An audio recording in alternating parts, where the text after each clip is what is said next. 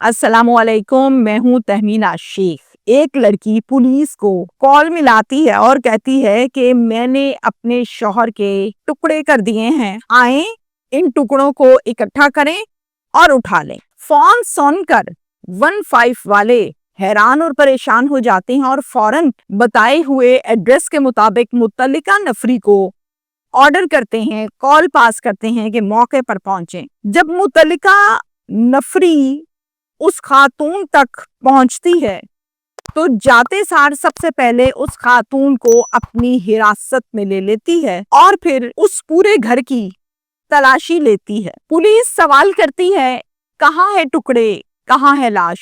साथ साथ तलाश भी करती रहती है। जवाब आता है, वो सामने वॉशरूम है, जाएं और वॉशरूम से लाश उठा लें। पुलिस फौरन वॉशरूम जाती है, दरवाजा खोलती है तो लाश तो क्या, अंदर खून का एक कतरा या जिस्म का कोई लोथड़ा भी मौजूद नहीं होता। कुछ ही देर के बाद एक आदमी बाहर से अंदर दाखिल होता है और कहता है, ये क्या हो रहा है?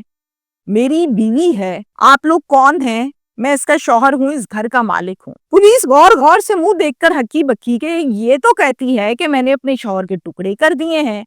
शौहर कहता है, मैं जिंदा खड़ा हुआ हूँ, मेरी बीवी है, माजरा क्या है? बीवी अपने शौहर का गिरेबान जोर से पकड़ती है और कहती है कि तुम जिंदा खड़े हो, तुम्हारे तो मैं अभी टुकड़े करके आई हूँ। इतने में पुलिस जो ये सारा मंजर देख रही है, शौहर का गिरेबान छुड़वाकर मियाँ बीवी को अलग अलग करती है। तलाशी जारी है। तलाश करते करते एक स्टोर रूम में 2 एहलकार दाखिल हुए। स्टोर रूम में पड़ी पेटी के नीचे जब झांका तो नीचे एक लाश पड़ी होती है। आखिरकार शौहर के जिंदा होने के बावजूद टुकड़े और कत्ल का इल्जाम खुद पर लगाकर कॉल करने की वजह क्या थी, और इसके साथ साथ पेटी के नीचे से जो लाश मिली है उसका कातिल कौन है, वो लाश किसकी है? इंडिया में यह अफसोसनाक वाकया पेश आया शहर मुंबई में, जहां पर रहता है एक जवान लड़का विनोद।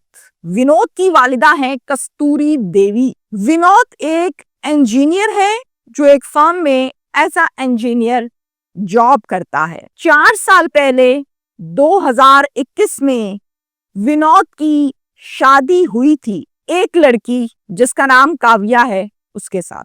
अब विनोद और काव्या मियाँ बीवी के रिश्ते में बंध गए।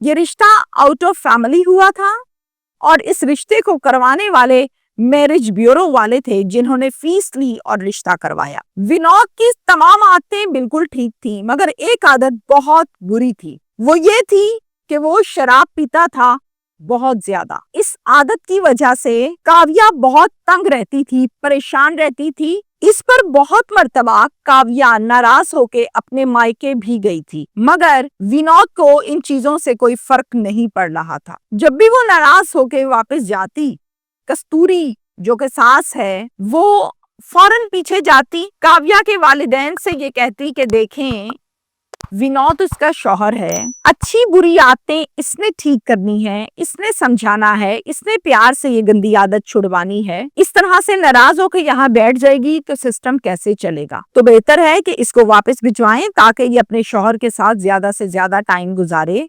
और फिर विनोद की सिर्फ एक बुरी आदत है शराब पीना।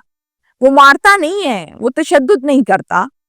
तो घर वाले भी अक्सर औकात ये कहते थे कि काव्या कॉम्प्रोमाइज करो ताकि तुम्हारा घर बच सके, तलाक अच्छी लड़कियां नहीं लेती, एडजस्ट करो। विनोद बिल्कुल बाज नहीं आया और लगातार शराब शराब शराब ये सिलसिला चलता रहा। ऐसे ही शादी को मजीद 2 साल गुजर गए और 2023 में कस्तूरी देवी का इंतकाल हो गया। अब घर पर रह गई काव्या और विनोद।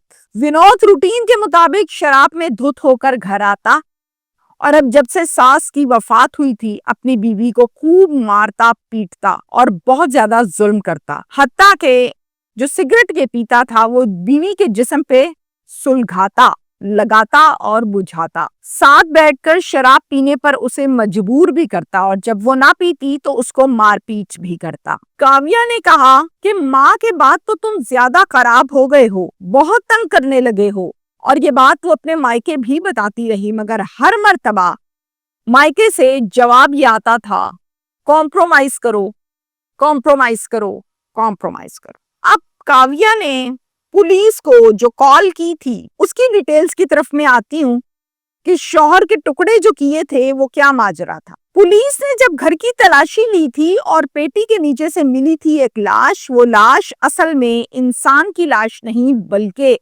एक जानवर की लाश थी और वो जानवर था कुत्ता। अब पुलिस इन तमाम को लेकर थाने चले गई और जाकर वहां पर एक साइकेट्रिस्ट डॉक्टर को, माहिर नफ्सियात को बुलाया। काव्या चूंकि बहकी बहकी उल्टी सीधी बातें कर रही थी तो काव्या को डिटेल से उन्होंने चेक करना शुरू किया और चेकअप के बाद ये बताया कि इनको शिज़ोफ्रेनिया की बीमारी है, क्योंकि इन पर जुल्म हुआ है, इन पर मारपीट होती रही, तशद्दुद होता रहा, मेंटली टॉर्चर होता रहा। तो तमाम वो लोग जिनको बेतहाशा मेंटली टॉर्चर किया जाता है उनको शिज़ोफ्रेनिया हो जाता है, जो कि फिट्स की सूरत में होता है, यानी दौरे पड़ते हैं। ये फिट्स नींद की हालत में होते हैं जिसमें मरीज ये इमेजिन करता है कि जो मुझ पर जुल्म कर रहा है मैं उससे बदला ले रही हूँ या ले रहा हूँ। काव्या इमेजिन करती है कि शौहर के टुकड़े कर दिए हैं और ये कुत्ता, ये जानवर जो मरा हुआ था, एक्चुअली वो इस जानवर पर, इस कुत्ते पर अपना गुस्सा उतार रही थी, ये इमेजिन करके कि ये मेरा शौहर है। छुरियों के साथ उस कुत्ते को इसने मारा, तशद्दुद किया और कत्ल कर दिया। इस केस की एक एफआईआर दर्ज हुई डोमेस्टिक वायलेंस के हवाले से और इसमें मुलजिम है शौहर यानी कि विनोद।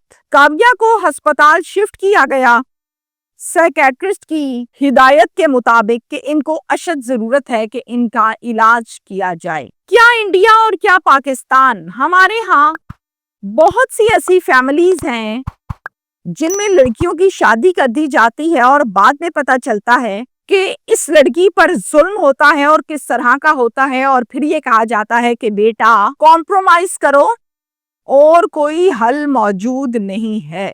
कॉम्प्रोमाइज के बाद जो हुआ वो क्या हुआ, वो हुआ शिज़ोफ्रेनिया। जब आप मेंटली तौर पर किसी को टॉर्चर करते हैं तो उसके असरात उसकी बॉडी पर डेफिनेटली आते हैं। शिज़ोफ्रेनिया की सूरत में काव्या हुई मेंटली डिस्टर्ब और एक पेशेंट जिसका इलाज अब अस्पताल में जारी है, जबकि विनोद जो शराब के नशे में धुत होकर आकर बीवी पर जुल्म करता था, सिगरेट उसके जिस्म पर सुलगाता था, चूंकि दिमाग काम नहीं कर रहा, he is not in senses, शराब की वजह से वो ड्रंक हो जाता था, धुत हो जाता था, जिसके असरात ये आए कि पूरे का पूरा घर तबाह हो गया। टाइमली एक्शन अगर वालिदैन लेते तो शायद दिमागी मरीजा काव्या ना बनती और विनोद की भी शायद कहीं ना कहीं तबीयत सेट ही रहती। Thank you.